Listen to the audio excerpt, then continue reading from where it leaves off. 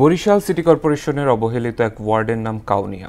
জলাবদ্ধতা, বেহাল সড়ক আর মশায় অতিষ্ঠ এলাকার বাসিন্দারা। নতুন পরিষদের দ্রুত উন্নয়নে এসব সমাধান চায় ভুক্তভোগীরা। এদিকে সমস্যা সমাধানে কাজ করার কথা জানিয়েছে সিটি কর্পোরেশন। শেখ শামীমের প্রতিবেদন, জানাচ্ছেন আফরিন পপি।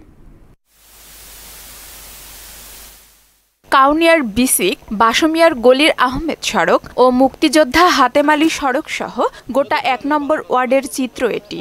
শীত বা শুকনো মৌসুম ছাড়া মুক্তি মেলে না এ জলাবদ্ধতা থেকে। একদিকে পানিবন্দী, অন্যদিকে খানাখন্দে বেহাল সড়ক, ভাঙা ড্রেন আর মশার উপদ্রবে অতিষ্ঠ এসব এলাকার বাসিন্দারা। কোনো শান্তি আমরা পাচ্ছি না। আমরা এই ১ নং ওয়ার্ডের অধিবাসীরা অনেক সমস্যার ভিতর আছি। এই পানির কারণে আমাদের পানিবাহিত রোগ হচ্ছে, আমাদের জলাবদ্ধতা হচ্ছে, বাচ্চারা কেউ বের হইতে পারে না, মশা মাছির উপদ্রব। সিটি কর্পোরেশনের সকল বিধিনিষেধ মেনে চললেও নাগরিক সকল সুযোগ সুবিধা থেকে বঞ্চিত ওয়ার্ডবাসী জানান ক্ষোভের কথা। আমরা নাগরিক যে সুবিধা সেটা থেকে আমরা অনেক বঞ্চিত। রাস্তা সংস্কারের কাজ আজ পর্যন্ত হয় নাই। বিগত জনপ্রতিনিধিদের প্রতিশ্রুতি ছিল ভরসা, তাই নতুন পরিষদে দৃশ্যমান উন্নয়ন চায় তারা। সড়কটি বিগত ১৬-১৭ বছরে কোনো সংস্কার হয়নি।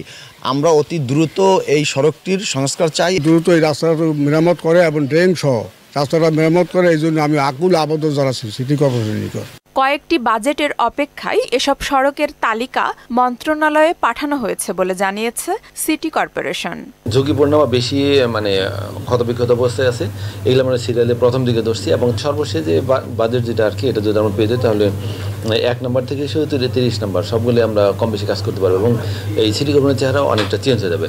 বেহাল সড়ক, জলবদ্ধতা আর নগরীর সুযোগ সুবিধা থেকে বঞ্চিত সিটি কর্পোরেশনের ১ নম্বর ওয়ার্ডটির সকল সমস্যা সমাধানে কাজ করবে কর্তৃপক্ষ, এমনটাই প্রত্যাশা ওয়ার্ডবাসীর। আফরিন পপি, মোহনা সংবাদ।